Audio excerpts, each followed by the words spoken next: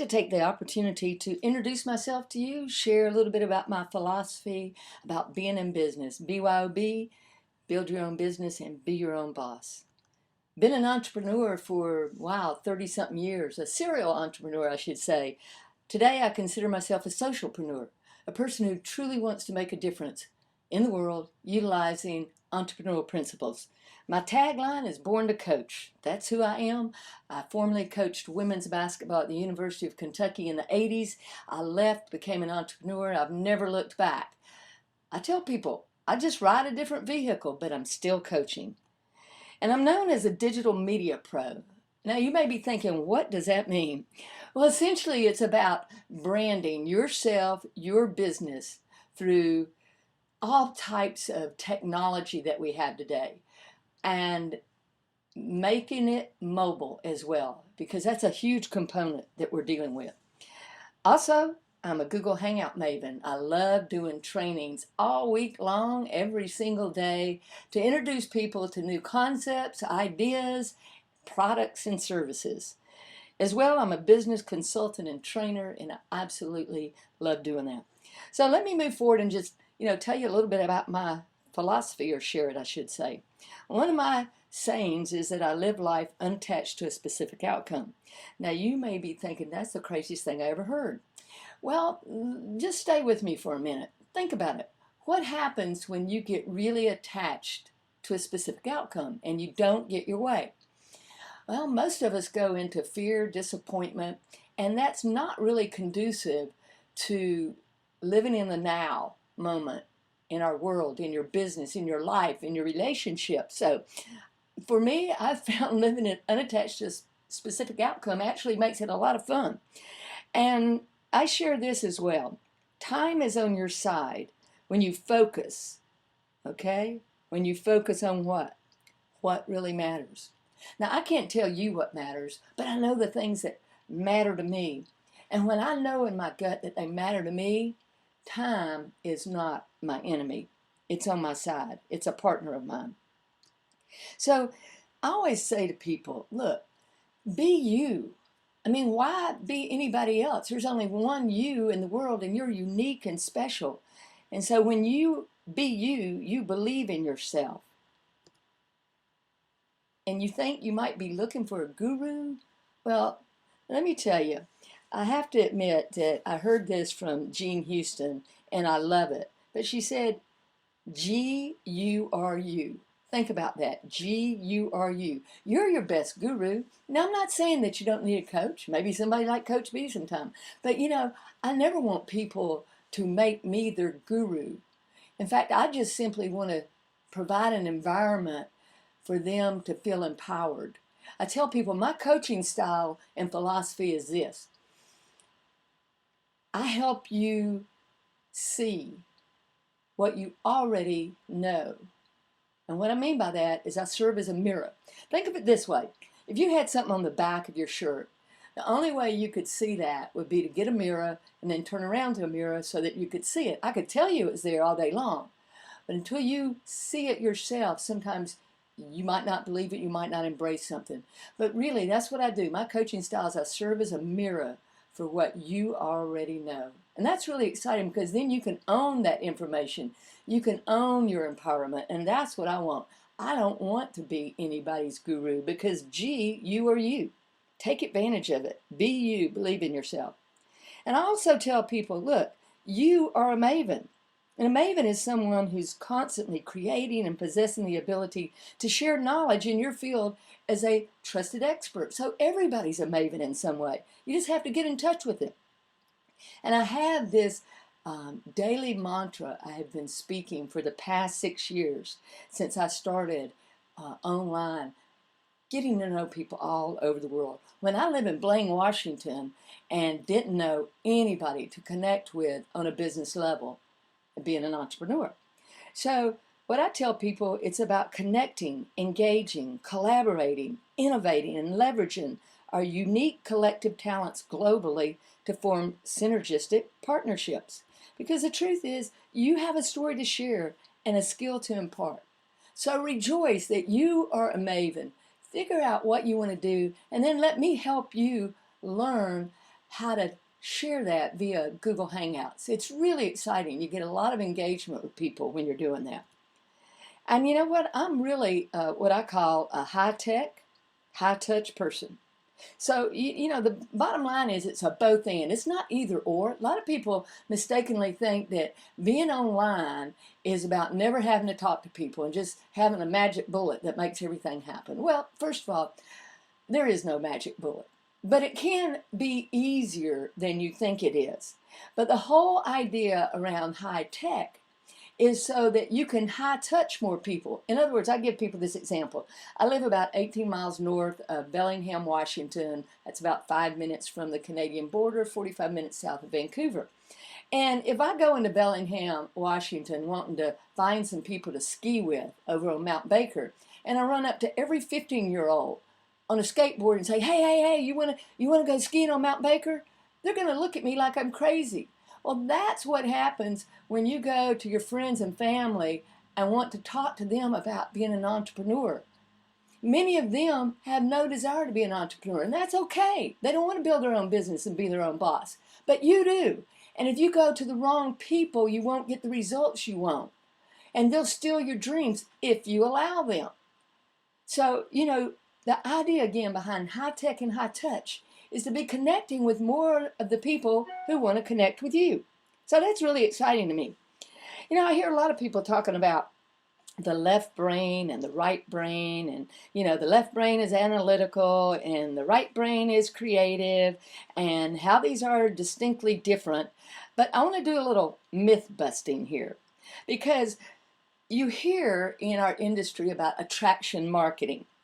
But, you know, I would like to say that it's more about allowing versus chasing, you know, chasing those clients and those people, or attracting those people. And here's why I say that. When you are attracting and, you know, focused on that or chasing, you're micromanaging your feelings. And you have a tendency to judge your negative thoughts and feelings, therefore not feeling them at all, and attempting to cover up feelings with positive thoughts and action steps, you know, writing down your goals and all that kind of thing. But the problem with that is that process absolutely just closes off opportunities, just nips them in the bud. Whereas with allowing, by being true to ourselves and living authentically, it does just the opposite.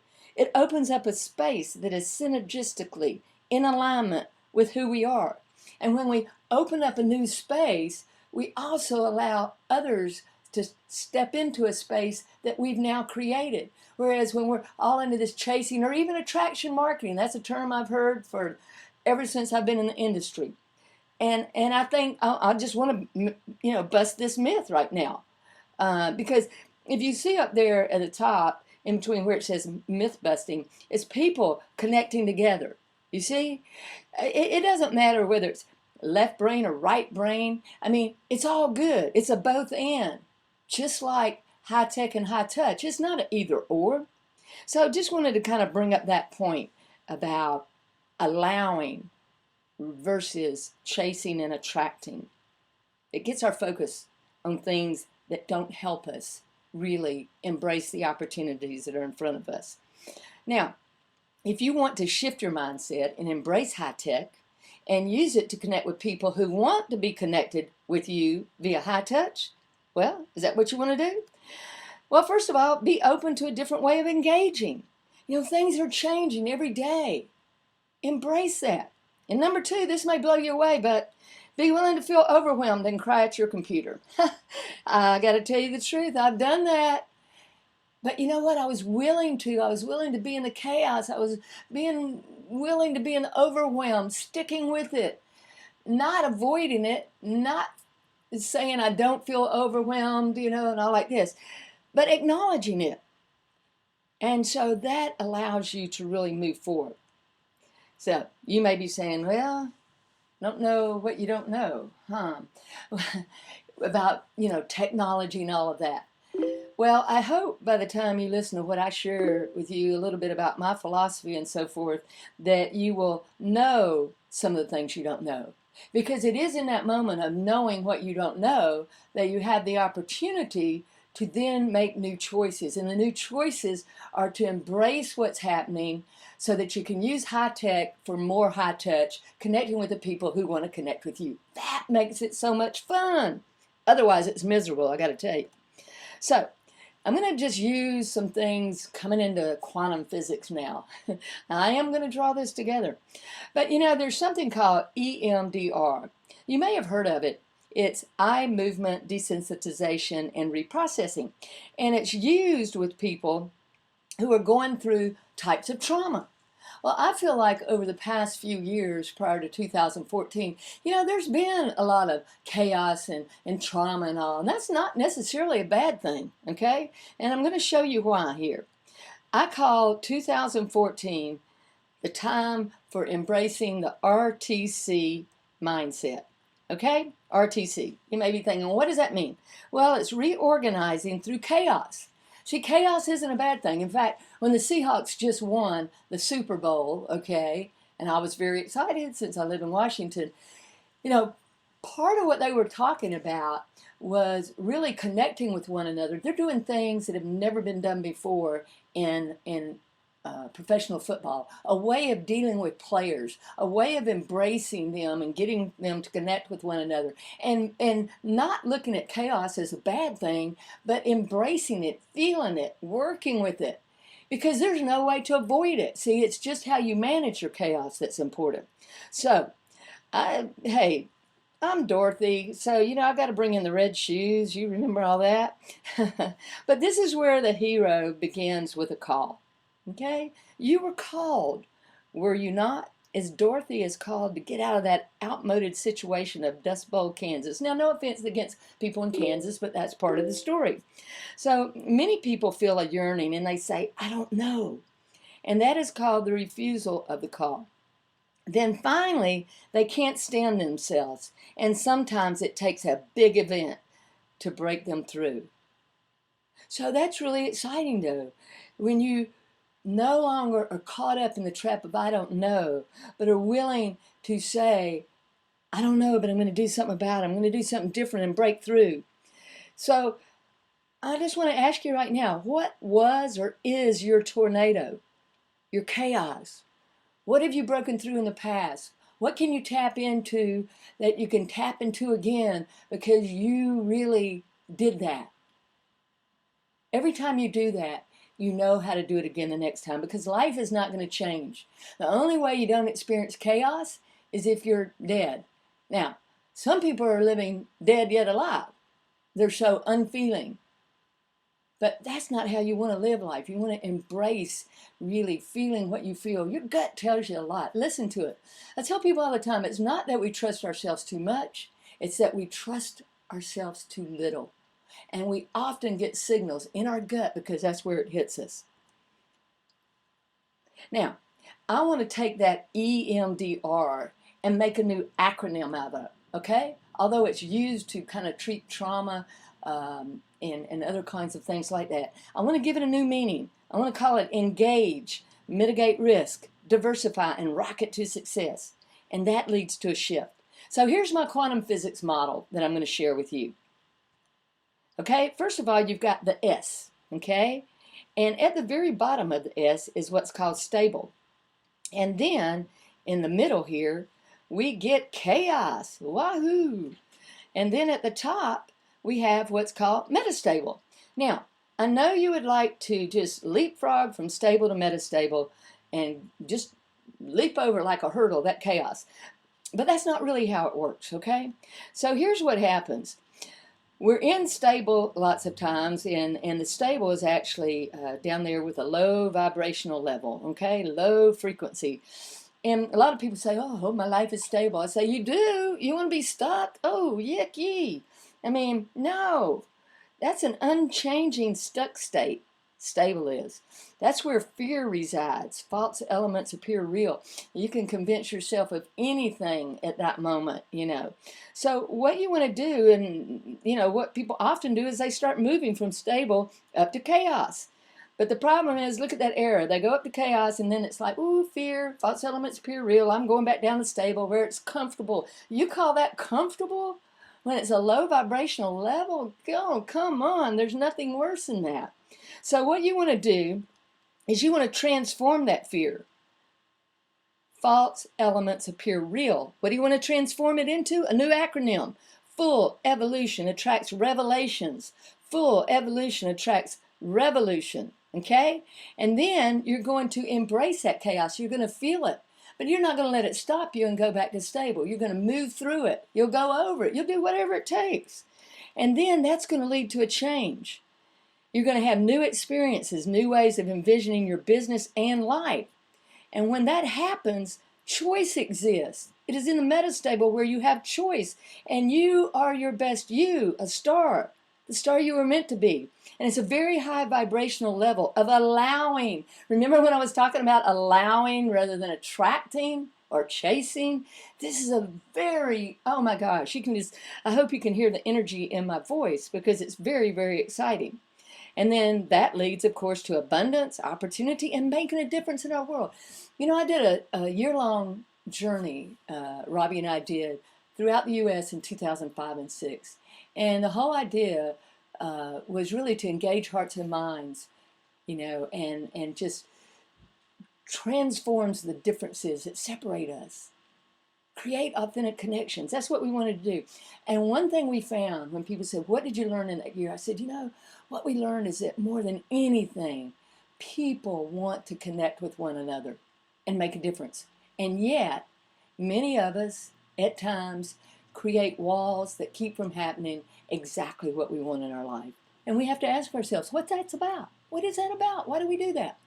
Because having a sense of community and connecting with people, I mean, I've just seen it to be true with so many times, and I love doing that myself and appreciate those people who reach out and connect with me. So that is my quantum physics model about how we can shift anything in our life, whether personal or business. So EMDR, engage, mitigate risk, diversify, and rocket to success. That's where you're your unique you.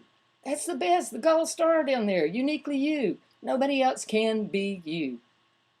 So, what do I want to do? I want to empower your success, not own your success. I want us to work together. I want us to lock arms as equals, doing something that makes a difference. That's my goal.